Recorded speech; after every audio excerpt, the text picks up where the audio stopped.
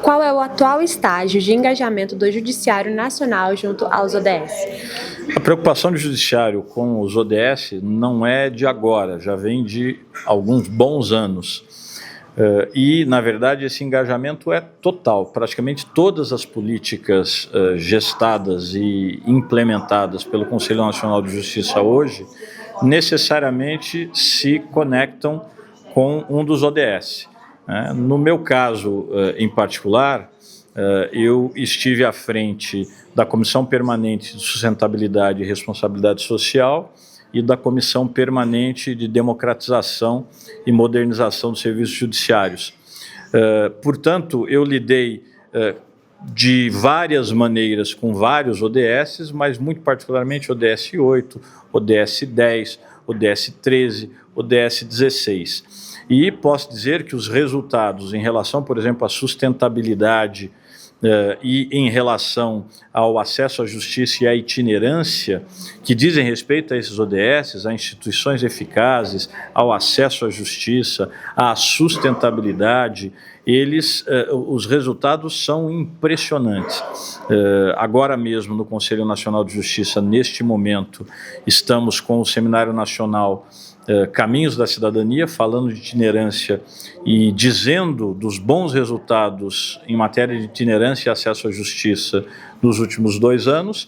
E aqui, no Conselho Federal da OAB, eu pude falar de alguns dos nossos resultados e das nossas políticas em matéria de sustentabilidade, muito particularmente a Resolução 594, o Programa Carbono Zero, e os tribunais estão empenhados em serem neutros na emissão de gases de efeito estufa até 2030, temos excelentes números nesse particular, todos os tribunais já têm o seu plano de descarbonização e já fizeram o seu primeiro inventário, então estamos muito bem encaminhados.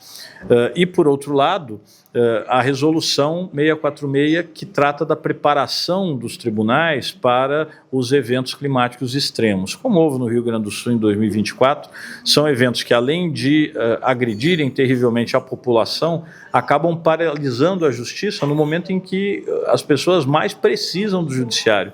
Então, a Resolução 646 veio a lume para exatamente fazer com que os tribunais se preparem para esses eventos e não interrompam as suas atividades quando esses eventos, que muito provavelmente vão se tornar cada vez mais frequentes, acontecerem. Estamos também caminhando nesta política e muitos tribunais já têm os seus planos de resposta aos eventos extremos socioambientais preparados e outros estão em vias de preparação. E para lhe dar um último elemento, nós também construímos a Rede Nacional de Sustentabilidade, integrando todos os tribunais do país em uma política unívoca, uníssona de sustentabilidade que, obviamente, atende à população que diretamente busca o judiciário, mas atende à sociedade civil como um todo. Perfeito, muito obrigada, pela sua contribuição. Eu que agradeço. Mas será que você poderia compartilhar um pouquinho a contribuição para a Conferência Nacional dos ODS?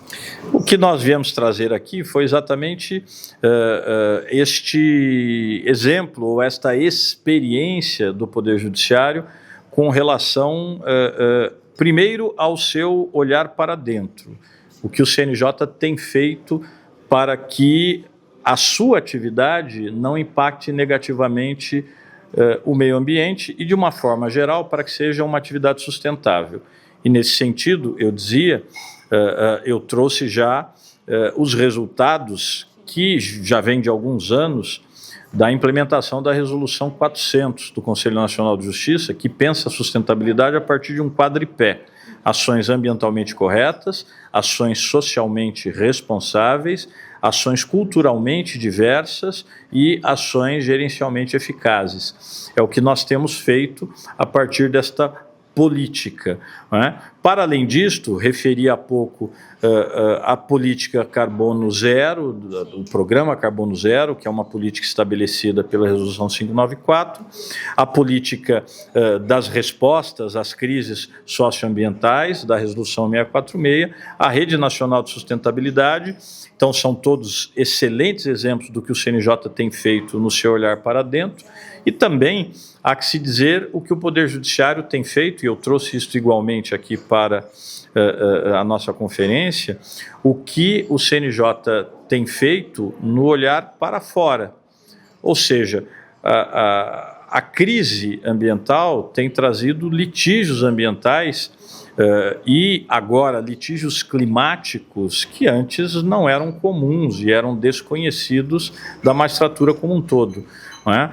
Eu dizia, nós tínhamos basicamente uma perspectiva de causalidades perfeitas, não é? Leis como a terceira lei de Newton, ação e reação, quando eu discuto responsabilidade civil. Agora não. Preciso discutir qual é o papel de uma determinada empresa por conta das suas emissões em um evento climático extremo. A relação de causalidade é muito mais tênue, digamos assim.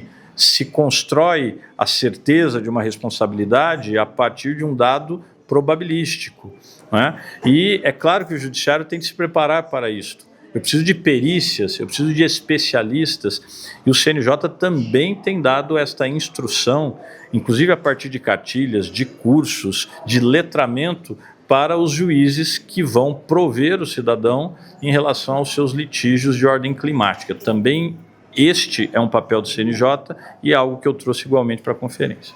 Perfeito. Muito obrigada pela sua voz, pela sua contribuição. Desde já, muito obrigada.